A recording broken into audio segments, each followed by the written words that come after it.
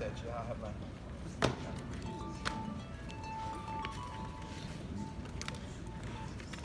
Before I start, I just want to talk about a couple of things. What's the most important thing that you want to learn today before we get started? Just raise your hand. Tell me what's the most important thing you want to get out of this clinic? Contact? Okay. Anybody else? Different perspective. Okay. You've heard it all before, so you want something. Okay. Proper techniques. Proper techniques. At the youth level, teaching them how to load. Okay. Just talk about It's the hardest piece. Yeah, I got you.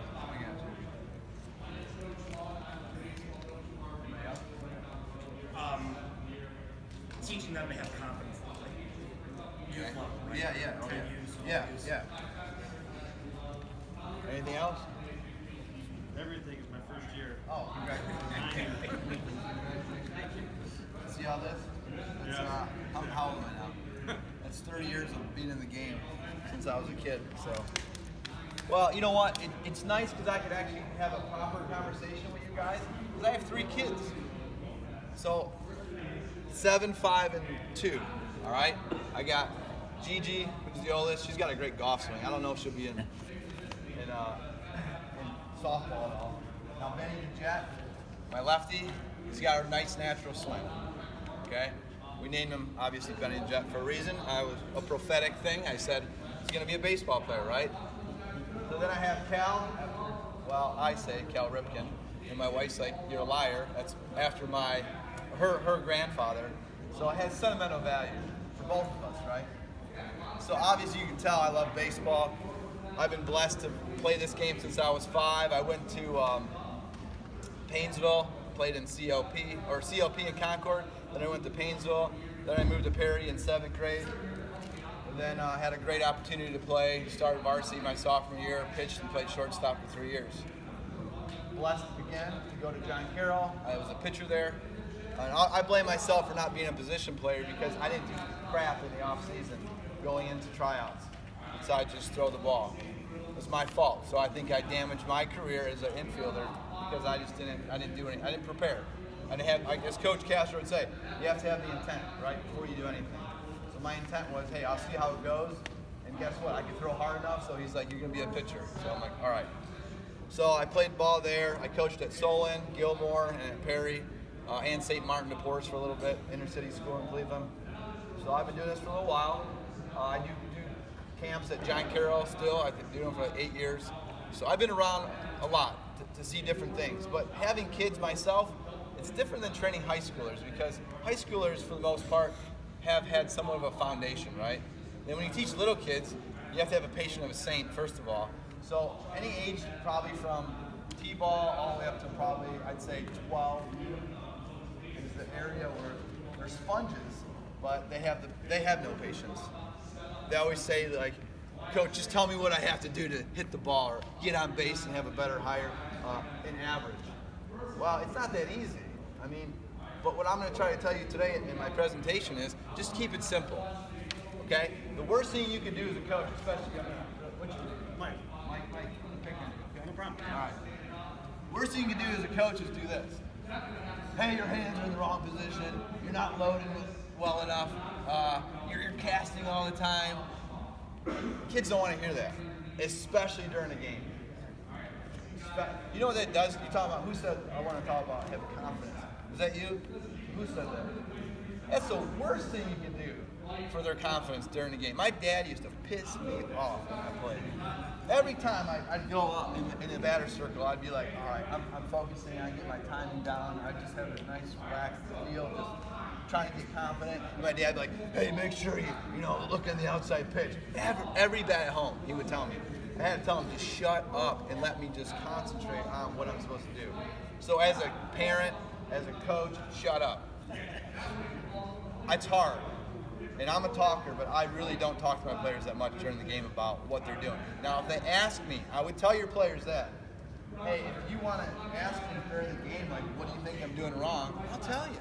I have my players do that. Hey, coach, what did you see that I was doing wrong? And I'll tell them.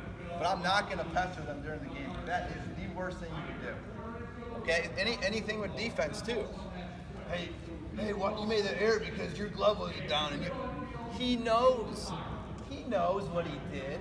Talk about it after the game. So as a good coach, all you have to do is this. Keep one piece of paper and write down a couple things during the game and then talk about it after the game. If you talk about it during the game to your player, you're going to be worse. You want to get better? Like, hey, I'm a good coach because I tell my players what they're doing wrong. Yeah, guess what? They hate it. They hate you and they hate it. And as a parent, I'm being honest. They hate it. Okay? So just be careful. Just be a better listener. Be a great observer. And just have like a little journal, maybe just a spiral notebook that every game you just put down, okay, this is what we did good, this is what we did bad. That's it. That's all you gotta do. So when I talk about hitting, I'm gonna keep it simple, okay? So I'm gonna go to my presentation. Hopefully you guys have it out in front of you. There's really only three things to hitting. You have the load, you have the connection, and then you have the extension. That's all it is. That's all it is. Okay? So I'm going to use this line. I like using lines of reference points. So if you guys have turf, like we have those at our school, if you don't have that, it doesn't matter. Just throw down something to make a line somewhere. You could even, in the dirt, draw a line. You need a reference point, okay? So, what are we talking about here? Reference point. Let's say this blue line's my outside half, okay?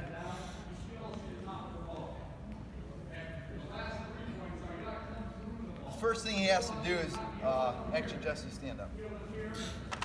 I learned this, I think, from the head coach from Ohio State. So come a little closer. So you're going to take the bat, grab that side too. We're not going to push real hard. Both hands. Okay, and then just kind of push against each other, right there. That's it. That's about where the feet distance should be. That's it. You're good, thank you. You know why? It's in a power position. I'm in a good power position. That's how simple that was, right? So how do my feet have to be? In a good power position. That's it. We're done with the feet now. Okay? Now, from here, okay, my load, and what I do is have my kids stand over a line right on my shoulders. Is I'm in my nice balance position here. I'm gonna just slowly go back to my knee. It doesn't bend out, it stays in. Power, right? I always tell them, if I'm gonna punch somebody, I'm gonna be loading here and punching to that guy. If I'm out, my knees out, I don't have as much strength.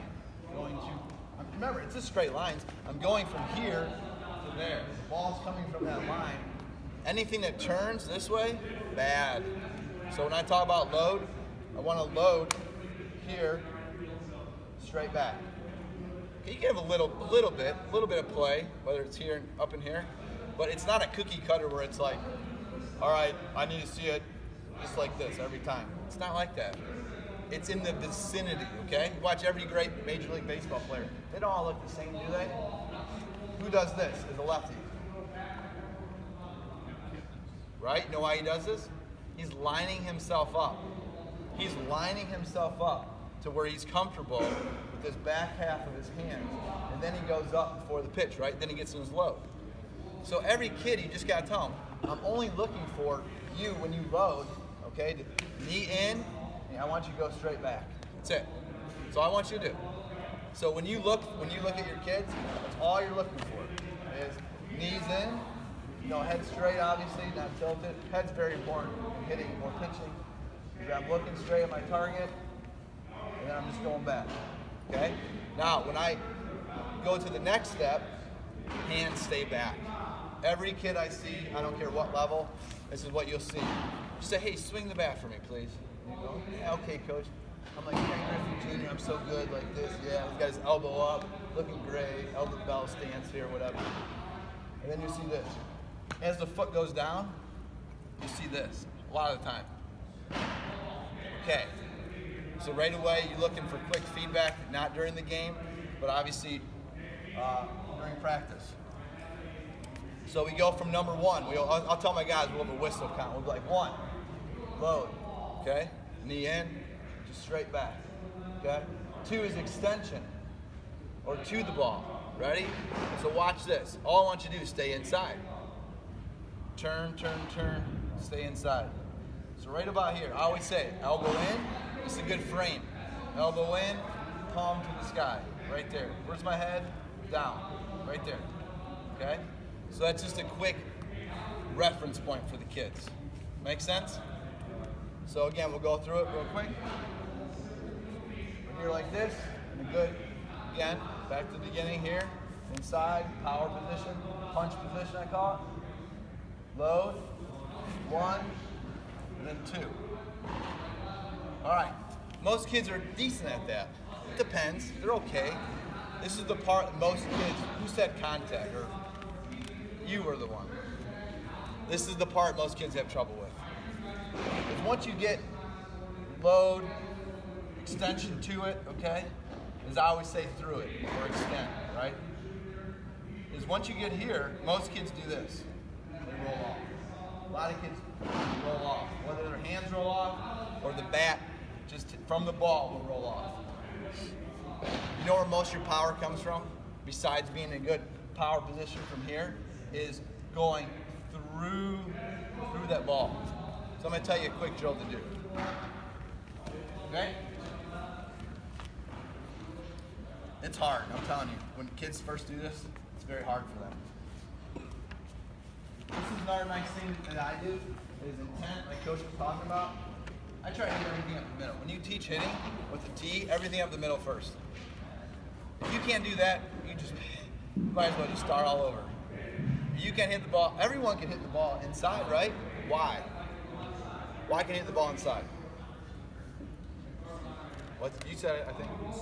You can see it better, right? Easy to hit right here, hard to hit right there, right? So when you talk about bunting, I always tell my players, you better be where you are moving to the ball. Because if you're trying to bunt like this, that's almost impossible. You ever see kids like, oh, I'm so scared, here we go. You know what I mean? How come you didn't get the bunt down? You weren't even close to looking at it. You're like, you need to be here or here. Same thing with hitting. You got to keep those eyes. Obviously, you're close here, but those eyes have to be just burning through the barrel at every point. Okay? So, talk about two things. What is this made of? Anybody know? Real quick. PVC. PVC. How cheap is PVC? Real cheap. 3/4 inch stick, 8 feet long. You can make 3 bats. Or for your guys, I can make 3 bats for like 32 inch, 33 inch. It's like $3 for a stick. Cut them up. Be a man. You don't feel good about cutting stuff in. Have the kids make their own bats. This is my son's. We made it last year. Put a lizard skin. He's excited, like, oh, Dad, I never felt something so comfortable like that. This is way more expensive than the bat. But you can just tape it up, whatever, make it fun. Make it have fun with it. So what I do is I always say make markings. I always tell Benny, what you're gonna do, and I'll put a ball up here, is you need to look at a focal point, and I want you to slow it down. So I'll do it both righty and lefty so everyone can see. So when Benny and I just use him as my example, is we talk just real simple. Hey, keep your feet still right now. A lot of kids, when they're always moving their feet, the young kids always move their feet a lot. Quiet the feet. Right now, I don't want you to even think about it. All I want you to do is be here. I want you to load. And sometimes when I start loading with young kids, I really don't have them lift their feet up at all. I just kind of tell them to kind of shift back. Watch the knee though. Don't roll the knee, just like golf. Keep that knee in. So you go load, and then I go here too. I know you guys can't see, I'm sorry. But I have a focal point for the barrel of the bat and a focal point, and I love these balls because I say split it in half. Just split it in half. Give them another focal point. Okay? So I'll go 1, 2, and then most of you guys just go, okay, now hit the ball through. That's I do it different. I say 1, 2, and then I say through. Okay? It's hard to do it with this bat. I'll do it with the other one. This is the first thing about hitting. Obviously cover the plate. Another nice thing, sweet spot net, nice to do that. $10 SBC. I got it. Really nice. I love that. So all I'm doing, bro. 1, 2. Okay, I got it. 3. That's it. If you try that outside, I guarantee you'll see this. 9 out of 10 times you'll see this. First of all, you're really going to see this. You'll be like this. 1, 2, and the kids go, oh yeah, coach, I got it. You know? You're like, it's not what I said to do. I didn't say hit the ball. I said extend through the ball. Okay, here we go. So you pick on Johnny, you know, hey, Johnny, I said, hit the ball on the tee, listen to my direction. This is where you can really beat him up in practice. Get on here, okay? Just 1, 2, now 3 is so important. Right there, okay? You want to push through the ball. If I can tell you anything you learned from today, that's the most important. Because you'll see kids do this. And I'll show it better this time. From here, you'll see that. You'll see it. How hard can you hit the ball when you're doing that in a drill like this? But coach, like when it comes game time, I can smash it. Yeah, okay. But you can't do a simple drill where you're actually meeting the ball and trying to push through it. It's hard. So my first drill, if you guys have tees, that's the first drill. You can do that anywhere. You can do it regular baseballs, these balls, it doesn't matter. Just get them to understand that when I punch somebody, I'm going to punch through their body. I'm not going to love tap them. That's a love tap, rolling off. I call it the love tap. So when a kid hits a ball in the field, and you know it's that little dink, like, dude, you didn't get any barrel on it. All right? So that's my first drill. It's just extend through it. So I have an order, you guys can see, of load. So I will literally just, this is my script. So we'll do a lot of reps, dry reps, but I'm using the tee here. Just do like this, ready? I'd say 1, 2, and then I have 2 to 3, and that's that drill right there, like 2 to 3. That's my 2 spot. 2, power position right here, 3, okay? And if you have a net, and you put these up, then it gives them a sense of direction. If you don't hit it between these 2 things, these again, Home Depot, you get these real cheap, a couple bucks, whatever. Another nice thing for visual aid. Focal points. They need to know where they're hitting the ball, right? The best hitters are the ones that can hit it anywhere in the field. So that's my 2 to 3 drill. Now you can do it like this too. Obviously 1 to 3 is the whole swing, right? I'll come this way now. 1 to 3 is the whole swing. So again, 1. I try to practice with Benny because he's my lefty, right? But same thing applies. 2, and you can do a drill. This is a really nice one right from here. Is where you go from your power position here, and just stay here and go. Just go back. I'm not a lefty, but you can do it. Just go back from the 2 position. You gotta get a little lower. Sorry, I'm not lefty. Does that make sense though? I'm trying to at least demonstrate to you guys. Okay? So my first 2 drills I'll do, I'm just trying to show you guys. The technique was good. I don't have the hand-eye coordination from that side. So again, I'll go through it. 1, 2, and then you can extend like I showed you. And then from 2, this is a great drill I got from my coach from college, is it keeps them disciplined for power position. So 2, I better do this good right here. I'm in big trouble. So just 2, and then just go back and then swing. Now I pulled it. That was called the impressive swing. I want to impress you guys. So let's just try to relax it, right?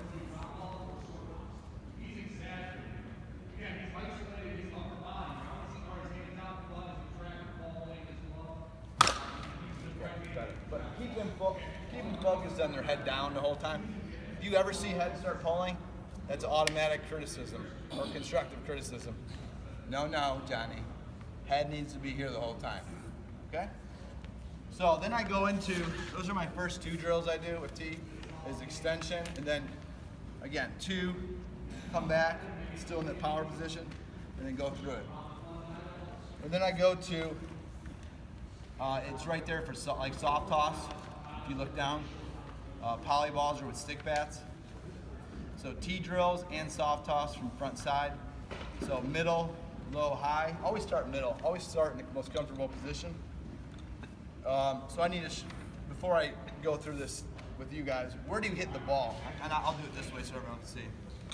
About 5 minutes. Oh, all right, perfect. Where do I hit the ball? Well, if I'm gonna hit up the middle, I always say just on the inside knee, okay? So I always will set the tee right about in the front, right there, okay? And then I'll do all my middle work right there. Does that make sense what I'm saying? So inside, right about here. Now, if it's inside, I want to hit out in front, I usually put it right about here. So it's on my outside foot. So when I swing, again, here, I'm out in front, and I can get to left field real nice. Positioning on the tee is very important. Another thing, if I would say I learned something, is positioning on the tee is very important. Because you're not going to hit an inside pitch or outside pitch right here. You're not. You need to help them practice to get that important idea that I'm going to be outside in front of it on an inside pitch. I'm going to be right on my inside a little bit, on my middle pitch, then my outside pitch, let's say it's here. I call it about crotch, or in between the crotch and the knee. Okay, so here, and I'm here like this, and where are my hands going? Right there. So I go middle, inside, outside. Now I have stations for those. I mean, hey, we're working middle. You put these up, middle. Then if I have inside, I'll position like a net all the way to the left a little more for all my, obviously mostly righties. So that you gotta hit the net inside. Then outside you gotta go. Now a good drill to help them practice is get them to the 2 position. I don't have a frisbee with me, but you just go here, 1, 2, and then have them throw a frisbee. It's very important. This is a great drill I learned. So you stay back and then have them just throw a frisbee a couple times to the intended area they want to hit, which is just say second base, and then have them do this. I love these balls. So where do I want to go? I'm going to hit it, so you got to be ready. Not hard. So I go 1, 2, right? And then I extend. See? I'm telling you, it's all you need to do. For every one from the beginning, from middle, inside or outside, have them start everything like that. Give them a visual. I want you to cut that ball and slice it right in half and extend it to where I want you to go. That's the first step, okay? So again, I would say if you do front toss, same thing. If you guys have accessibility to a cage, you can do long tee, which I really like. If you have a whole, you can split the cage in half and have a tee, and then really have the intent of seeing the ball slight. Middle, inside, out. Make sense? All right, I know I only got a couple minutes, so. Timing, and then I gotta go Benno, so I got a couple minutes here. Coach Harrison at BW, probably one of the best hitting coaches in the entire state. Timing is very difficult for kids. It's very difficult. So he said he did research of videotaping his kids, and what he saw was when the pitcher separated his hands, he would tell the kids to go in the load position. And when they released the ball, then they would go into, like I said, the connect position. So it'd be 1, load, and then you start coming forward here when he releases, okay? Now what he had, I have in here kaboom, just because you want an explosion when you hit the ball. He just used click clack. So those who want to work on timing, he would say, all right, so in your drills, even if you're pitching in the cage or wherever, you start focusing on, I'm looking at that pitcher, he separates his hands on my load. Now it's fine, whatever your leg does, whatever he's comfortable with, you'd be in your low position, and then when he releases it, you start coming forward. What doesn't come forward right away? Hands. Always keep your hands back. So it's instant feedback for you young man to remember that, okay? Both of you, the young and the new. All right? So timing, in your head, have a verbal cue. It can be click clack, it can be ka-boom, whatever it is. Just have them get that in a rhythm. When they see separation, ka-boom, every time. That make sense? It works. They need to get something down in their head to get timing down. So he said, like I said about Coach Harrison, best hitting coach I know in the area, he said he saw great improvement. So it's very important to do that. Now, the mental side, how to have confidence. A no-no was don't berate your kid during the game, and I'm going to stick to it. But the mental preparation, so I'm just going to go off my cue here, is go up to the plate with a soldier-like attitude. You know, kids, if you're a pitcher, you're looking off. If I'm a pitcher, and I see that kid come up the plate, maybe a number 8 or 9 hitter, you're on the mound like this. I'm gonna destroy you. I'm looking at his body language, and he's like this. You watch the feet dance a little bit. The pitcher already won. The pitch hasn't even been thrown. The pitcher already won. So what we talk about is big body language. So when they're on deck, they're getting their timing down, whatever. Ka-boom, ka-boom. And then they're going like this up to the plate. Like a man on a mission, you always say. Chest out, squeezing the bat. All right, buddy, it's me versus you. I'm gonna win. That's a winner's mentality. You have to have positive affirmations for your kids to say. Now, you as a coach go, well, he should be thinking that. I mean, he's up there for a reason. I put him in the lineup, and he has to be a good hitter, and he's got to have confidence. But guess what, coach? You're wrong, and you're wrong again. Because you never taught him how to have a routine of it. So the routine is he's getting his timing down, okay? And then when he walks up to the plate, know the situation. Obviously you gotta know the situation, how many outs, how many guys are on base. But then you go up there like this. Take a deep breath. We say clear it out. Mentally, clear everything out, and you live in that present moment with that pitch. Every pitch is like that. Take a deep breath. You watch the pros. They'll take a deep breath. They calm themselves down, and before they look at the guy who he wants to annihilate, that ball, he tells himself a positive affirmation, like crush it, kill it, destroy it. I mean, something that's got to be just a soldier-like word. You know what I mean? You don't go up there like this, I hope I hit it. I hope I don't make a mistake. Kids do that all the time. They all do. Because you haven't taught them. Does that make sense? So if I would leave you with anything, this right here, I'm a winner, I'm going to destroy that ball, is more important than 1, 2, 3. What would you rather have on your team? A kid who's just oozing confidence, and maybe he's not as great as the other kids, but you know what? Every time he goes up, they're like, he's got a chance to do something. Or the kid who's good and he had a bad at bat last time, he's like, man, that was awful. I hope I don't do that. I hope I don't look like an idiot again. See the difference in the mental state? So if you follow my script, it's worked for me. I've seen improvement every year because I teach this first, then you teach a routine to build confidence back up to here, and then all of a sudden the application just takes care of itself. So does anyone have any questions before we move on? I think I got 2 minutes. Kind of covered everything today.